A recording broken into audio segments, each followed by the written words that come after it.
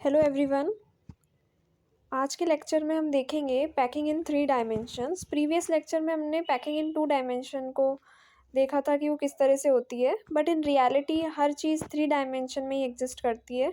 Molecules हमेशा 3 dimension में ही रहेंगे, तो packing in 3 dimension is very very important to understand.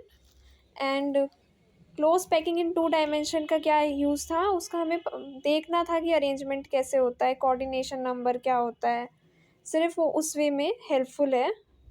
Otherwise packing in 3 dimension is basically what exists.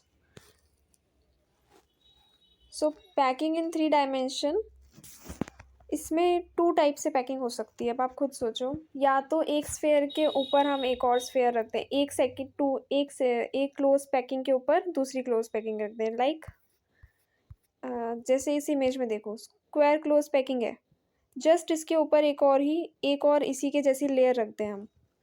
जो first वाला स्फेयर है उसी के ऊपर एक और स्फेयर रखते हैं, सेकंड वाले के ऊपर एक और स्फेयर रखते हैं, बिल्कुल वैसे ही।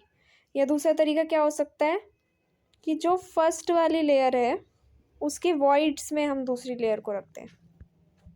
सो कौन सी पैकिंग ज़्यादा एफिशिएंट होगी? जिसमें वॉइड्स जो है वो लेस हो। वॉइड्स क्या होते हैं? वॉइड्स वो बीच में जो स्पेसेस रह जाती है ना स्फेयर्स के, उसे वॉइड बोलते हैं।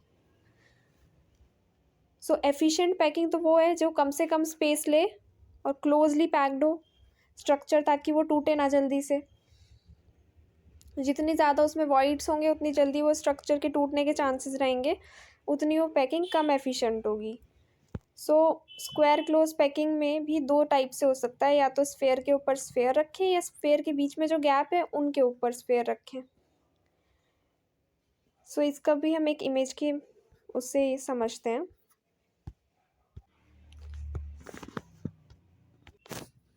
सो आप इस इमेज में देख सकते हो, ए वाली इमेज में देखो, इसमें एक लेयर दिखाई हुई है। ये HCP पैकिंग है, वैसे स्क्वायर क्लोज पैकिंग नहीं है, हेक्सागोनल पैकिंग है। आप देख सकते हो कि दो उनके बीच में सेकंड वाले रो में 2 स्फेयर्स के बीच में हमने पार्टिकल को एडजस्ट किया है।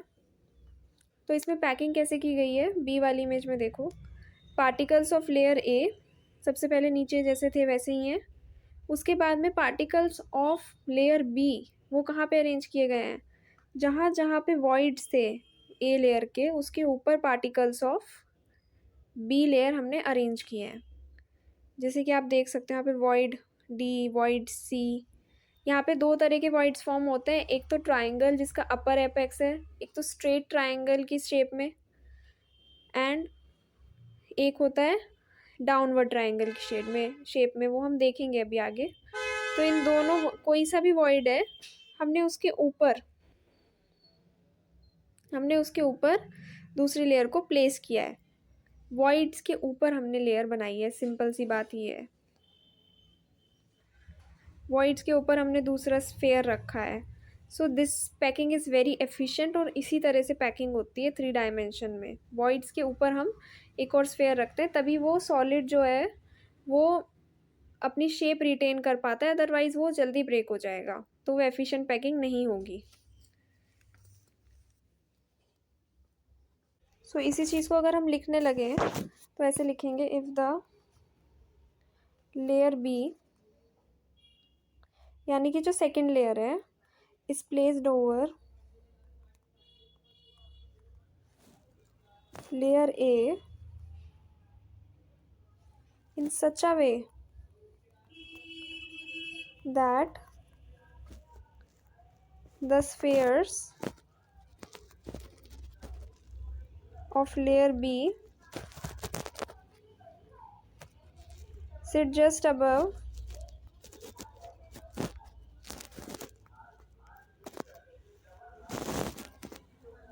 Layer A.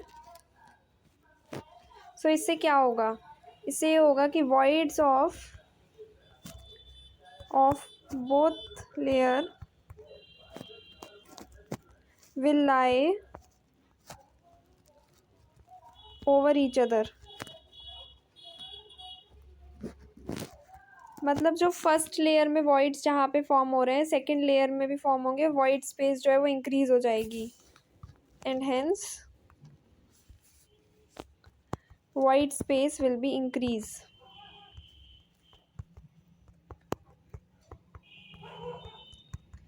and packing will not be efficient.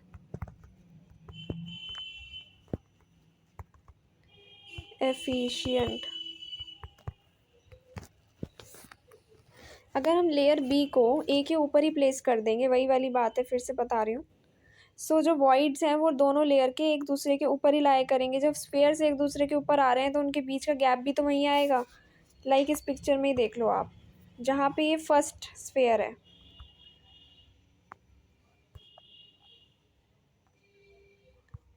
ये जो फर्स्ट स्फेयर है आप इस इमेज में देख सकते हो। इस इमेज में देखो, इस इमेज में जो फर्स्ट स्फेयर है ऊपर वाली ए वाली इमेज में, अगर इसके ऊपर ही दूसरा स्फेयर रखें, बी वाली लेयर बनाएंगे जब 3D में करने के लिए इसके ऊपर ही रखेंगे ना स्फेयर, और यही सेम लेयर को एक बार और रिपीट कर दें, जैसे जैसे जहाँ जहाँ पे स्फेयर रखा हुआ है वहीं वहीं पे रख के और रिपीट कर दें, तो जहाँ जहाँ पे वॉइड थे वहाँ वहाँ पे वॉइड भी बनेंगे। उससे क्या होगा, वॉइड की स्पेस बढ़ेगी, वॉइड जो है ज़्यादा बड़े हो जाएंगे, यानी कि जो खाली स्पेसेस हैं वो ज़्यादा बड़ी हो जाएंगी, तो वो पैकिंग एफिशिएंट नहीं रहेगी। इसीलिए जो स्फेयर्स हैं उनको वॉइड्स के ऊपर रखा जाता है, ताकि जो खाली स्पेसेस हैं वो कम से कम ऑक्यूपाई और सॉलिड जो है वो क्लोज्ड हो और ज़्यादा क्या बोलते हैं एफिशिएंटली पैक्ड हो, ताकि वो जल्दी से टूटे नहीं, उसकी जो शेप है वो रिटेन रहे और साथ में क्या बोलते हैं वो एक उसकी शेप रिटेन रहे और जो पैकिंग है वो एफिशिएंट हो, एक स्ट्रॉन्ग सॉलिड की पैकिंग हो। सो इसीलिए क्या किया जाता है, so in order to avoid such a large void space, avoid this condition जो हमने above explain की है, we place second layer या layer B over the voids of layer A. इससे सॉलिड जो है ज़्यादा स्ट्रॉन्ग होगा और उसकी शेप रिटेन होगी। अच्छा, अब पैकिंग इन 3 डायमेंशन भी बहुत तरह की हो सकती है, तो हम सबसे पहले करेंगे hexagonal close packing. Hexagonal close packing, that is HCP। Hexagonal close packing कौन सी होती है, इसमें third layer that is atoms और क्या बोलते हैं particles present in third layer and first layer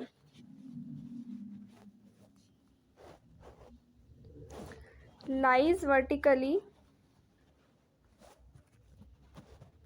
above each other।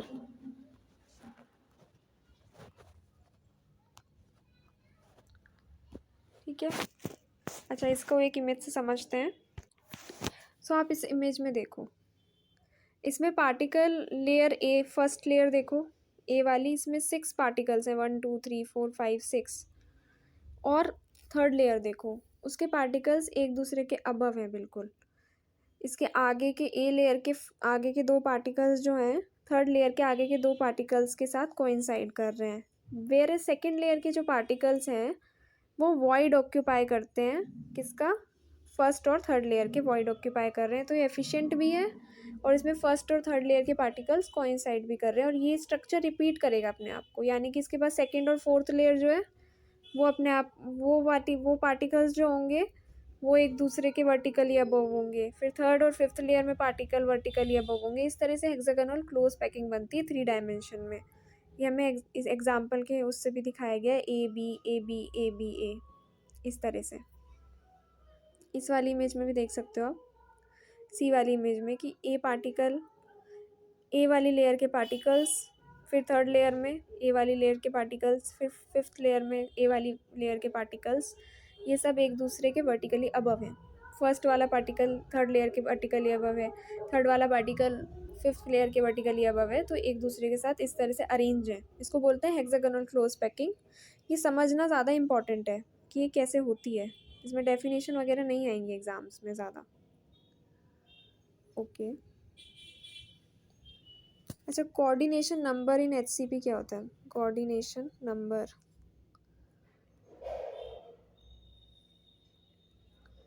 In hexagonal close packing, hexagonal या HCP लिख देती हूँ, हेक्सागोनल क्लोज पैकिंग कितना होगा, काउंट कर लेते हैं उसको, क्या बात हो गई। अच्छा, इसमें कैसे पता चले कोऑर्डिनेशन नंबर हमको भाई? देखो, सेंटर वाला पार्टिकल लेंगे फर्स्ट लेयर का। सबसे पहले तो सेंटर वाला बीच वाला पार्टिकल लेना था हमें, ये तो याद ही है, पहले भी बताया था। सेंटर वाला पार्टिकल लेंगे, 1 2 3 4 5 6। अपनी लेयर में वो 6 पार्टिकल्स के साथ तो ज्वाइन है ही। ऊपर उसके 3 है सेकंड लेयर के, वो भी इसको टच कर रहे हैं, और सेकंड लेयर के नीचे वाले 3 भी टच करेंगे। तो कितना हुआ, पहले तो 6 पार्टिकल वो हो गए जो अपनी लेयर में इसके प्रेजेंट है, ऑरेंज कलर के 6। उसके ऊपर सेकंड लेयर है, वो भी टच में आएगी, तो +3 +3, ठीक है। अब ऐसे जैसे सेकंड लेयर ऊपर की तरफ है, वैसे ही नीचे की तरफ भी होगी इसके, जैसे कि इसमें देख सकते हो आप। यहाँ पे मिडल वाली लेयर देखो, इसमें 6 पार्टिकल्स तो अपनी ही लेयर में सराउंड कर रहे हैं। एक उसके ऊपर लेयर बनी हुई है, एक नीचे लेयर बनी हुई है, तो 3 पार्टिकल ऊपर के हो गए बी लेयर के, और 3 पार्टिकल हो गए नीचे के। तो 3 × 2 या 3 + 3 लिख लो, 3 + 3। अब ये कितना हो गया टोटल, कि टोटल जो ये टच में आ रहे हैं पार्टिकल्स, जो टच कर रहे हैं सेंटर पार्टिकल को, हो गए 12। तो कोऑर्डिनेशन नंबर 12 है इन हेक्सागोनल क्लोज पैकिंग। ये हमें सीखना ज़रूरी था, ये इंपॉर्टेंट है इसमें। इसके बाद में आती है cubic close packing. Cubic close packing,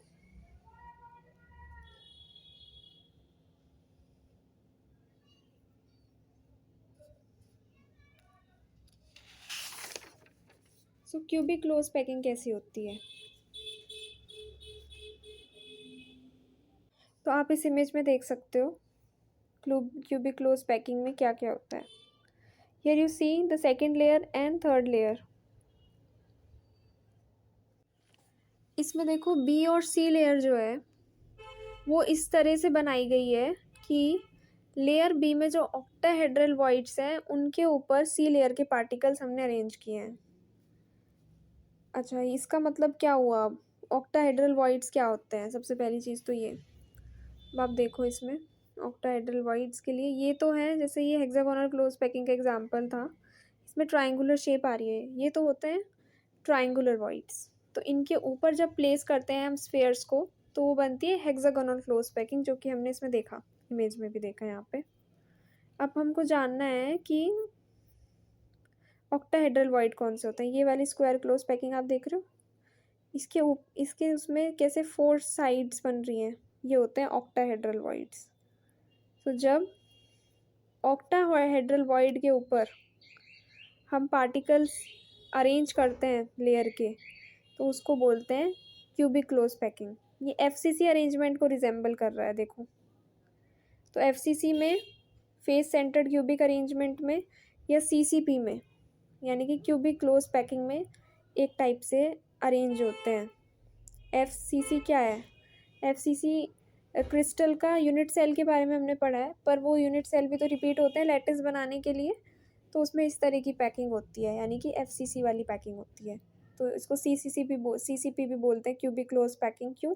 क्योंकि जो ऑक्टाहेड्रल वॉइड्स हैं उनके ऊपर हमने पार्टिकल रखा है, ना कि ट्रायंगुलर वॉइड्स के ऊपर। तो जब इस तरह की पैकिंग होती है तो फर्स्ट लेयर ऐसी आएगी, फोर्थ लेयर ऐसी आएगी, सेकेंड और थर्ड लेयर डिफरेंट होंगी।